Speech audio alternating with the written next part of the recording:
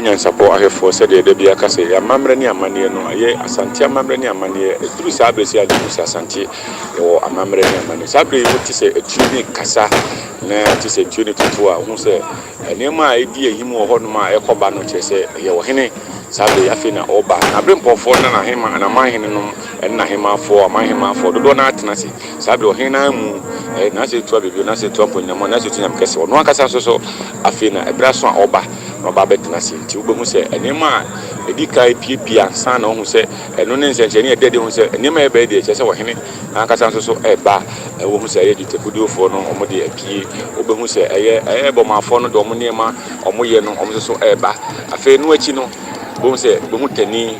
ni ade na ani sebo ani anyumto ani yi na chese wo hene wo yi ni tia onam kwanso a oba no ba betina se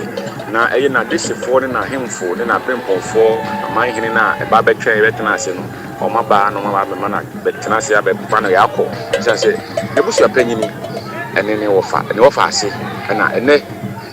eye na no duada no panyi ka se ye doti yi ene na wo hene wotena se ene adofo ne agiamfo ba bejam no ye no mo tisi kasa kra no nti mo se sabe mo se wo hene na yaso na afi na oba no ba betina se mi di ka se mo se ne di ka se wo hene ene ba di sabe wo hene ana mpasa oba no ba betina se NYANSAPO TV so ya kan ye se amamani amane ne ya fa ba kokra kan mo nti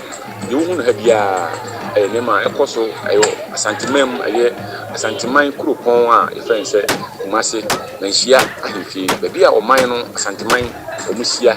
ahemfie kase wo hono ma wo hene Asantehene wotie ho ne otena se a eye ne wofa na Abusuapanyini ne wofa ase a wojo mo kwan kra no ene ede ho ayiye kase pa de bana adofo disabre hu se bone kobere mu biboniti kese na ni abe oba na otitiu eni ade na chesa Asante yene owu edi akon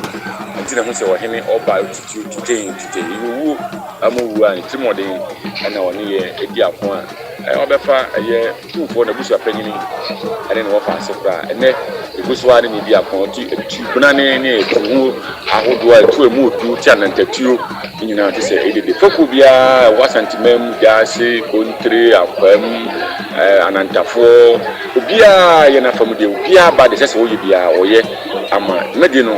koso pepepe se de bia koso enu ti se wo hu se de mfoni ni twebuna ti se wo hene ye Asantehene na se to bebio na se to amponi na mo na se tunyam kese ono na sabre oba betina se na hemfo ene adesia efiri amanfoforo so eba be ma ne yakọ esan na Abusuapanyini ene mo fa ase a ena no duada ja wo kwan NYANSAPO TV usua wo he bia koso bia no se de medical kan ye mo aso nsi ni nyina ye NYANSAPO ahefo ni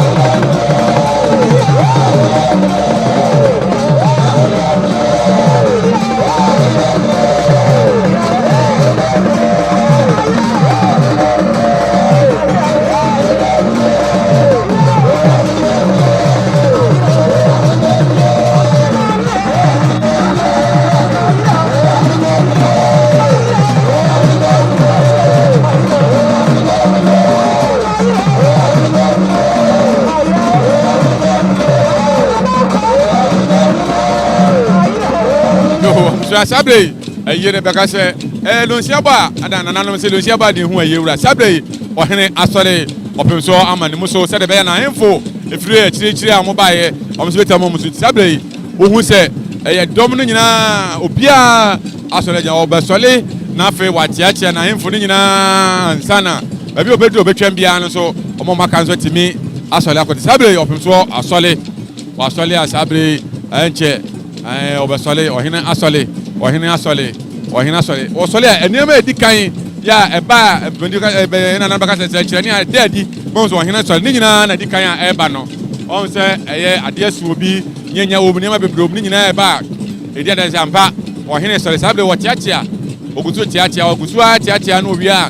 obetia na info eba nyina obia na fe ne je se okwa na sana info eba ohene tirasi no asole ya wa aba bia untimi nsole sabre ohene asole a ese utesele atumpan no esi so dendende photo from antwene no ne ade ne die him no empre agro bia wo Asante ahemfie bia sabre ebi wo hadoma da bia sese bi die ba bia hia se ebo bia no ye bo sese ye bia no ye sabre ye ma wo se Asante ye wade papa Asante amamre ni amamre ya tutuna se Asante amamre ni abakwase amamre de kabe se ewiase manyina usa Asante ho amamre de mi hu ba bia usa amamre ni amade ye de amamre ni amane ye adwuma ebie bi de na so usa Asante ho a menyini se me de hana me wo de mahu na meka ani se Asante ye wa amamre ni amane Asante ye wa amamre ni amane sabe wa hina sole wona na brempo fo na info twa no wa sia nyina ekratom no wia obesi fom ansa no si fom wia ya soa no de twa ni nyina dobni nyina asia no ache obia ansa na de nakọ na doma e ba ye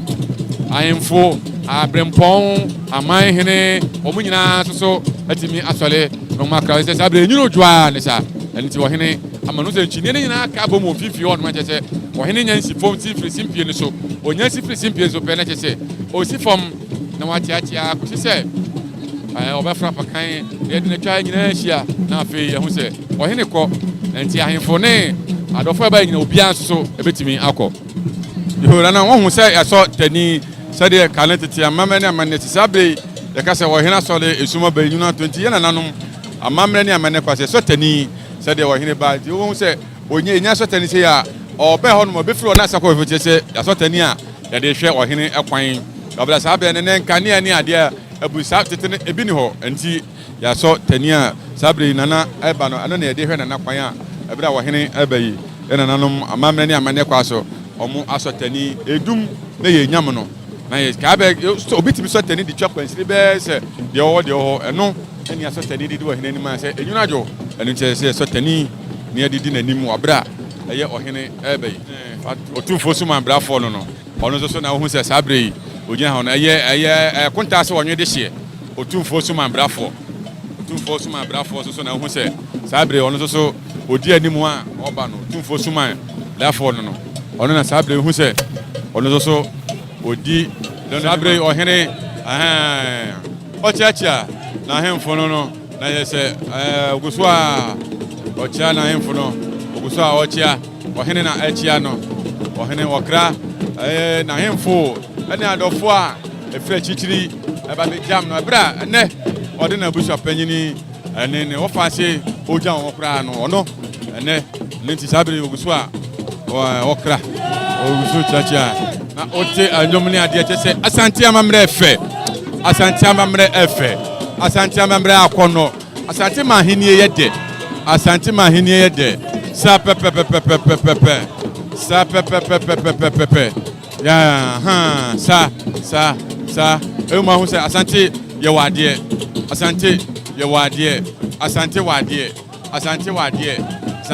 o hwe obi ka kire wo se Asante ye woniema ye wa amamre ye wa amane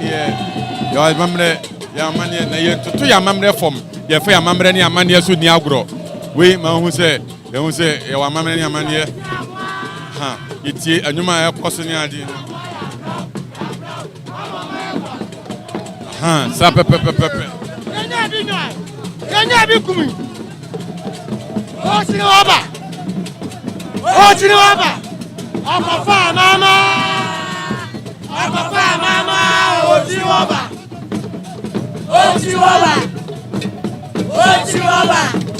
Papa mama Otiwoba. Anyuma yeti wo me yiri se wonte ni waso na wonte ne bebia bi se wa ma sentiment sentia anfia wonte ne bebia enum pa asempa kana no de so anyum so ne de kan asempa ayi enum ne eto so de kan asem sa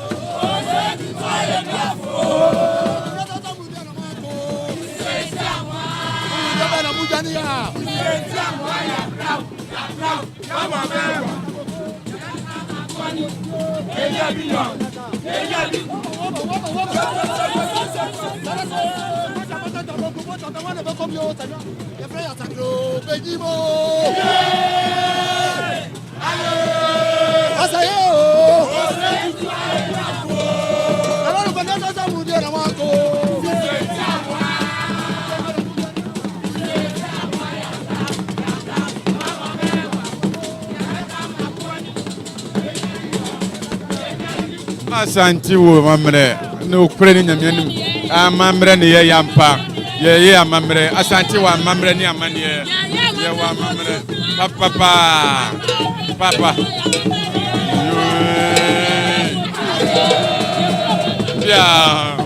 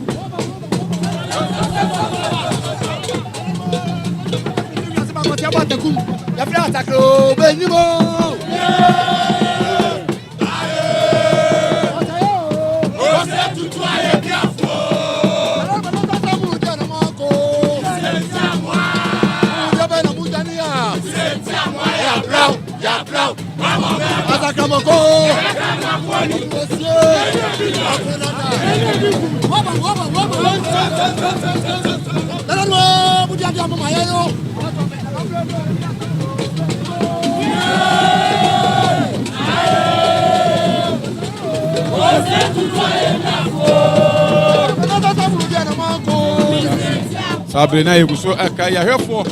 se ohere gusu a okra okọ Yuguso a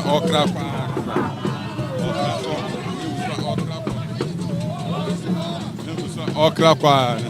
so ade tani edi ohene nim se amamre ni amane kwa so ade sa kaletete ya amamre ni amane no ye so tani nti ya so tani so ade ohene ba so tani ani ade a aninti Yuguso a amamre ni amane kwa so ya soja edi di ohene nim ade ne ko sa pepepe na amane ko babi abedu bia bo se agro no foforo no ebia nso so ewo de eka Asante amamre ani ahini efe kwa ese asante mam ye mo nipa du so hene kura di ye mo so hene kura di se asante ahini efe asante ahini efe asante ahini o hene gusu a oba o kya no akra aye na hemfo ba be boa no ma ono ne Abusuapanin ani no fa ache atisika sanyina eguso ya ye kwa na se wo kra obia obia so beti makọ na otenase eguso sabe NYANSAPO TV na eguso a o he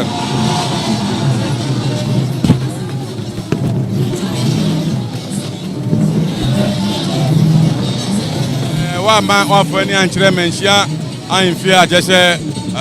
me kase wa ye ho se ene ye suade ene ye suade ne sa pepepepepepe ene ye suade sabe o hene okra no makọ ne mo sa pepe asante amamre ni aba asante amamre na mane de ne ye suade Yuguso a ye wa ha ye hwese de ekoso ye se de Asantehene na na se tu abibio na se tu amponyinamoa na se tu nyamkese se de ne o ma hinni ne amamre ne amane aye fe ano ene egusua NYANSAPO TV egusua ye de mam no ene ye manhia anfia ene na se to abebio na se to aponyamo na se to nyamkese na Abusuapanin ene na wo fa ase a edwa de yom do ye ne ana nanom fa fa kase ye no magisi kasa ati sabe wo hene ko ati na hemfo aka nyina obia mamre ni amande kwaso obia betimi asole foko ahodo anantafo atiamefo jasefo kontre kumasi ahemfo e baaye sabre wo hene amane muso yi obia mamre ni amande kwaso Abusuapanin one ane ne wo fa ase a omokra ko na nanom awon to ananom wonse do no ende anano joada ane yom dot yie ene ane ye transe ye no wachisi Asante wo hene transe ama kumasi ahemfo Asante mahemfo omo nyina ba ababeboae ene adofo a free amantama hodo kasafofro omo nyina ba ababeboae sabre wo hene asole anonti we kase panyese no siaba ane ehu de yie wo no ade sabre wo hene asole NYANSAPO TV duma de ebedi de besom ye ne ahwefo free anopa ebeti sabre no ye de nyina ebe na wie mi amre duma de ho chamedin ade na jamfi aduchum aya na kwajo owusu ansa ane bom chidom se producer ye obo aye de ko from aye bibia ye cameraman ye bibia aye apia aye NYANSAPO TV aduma wura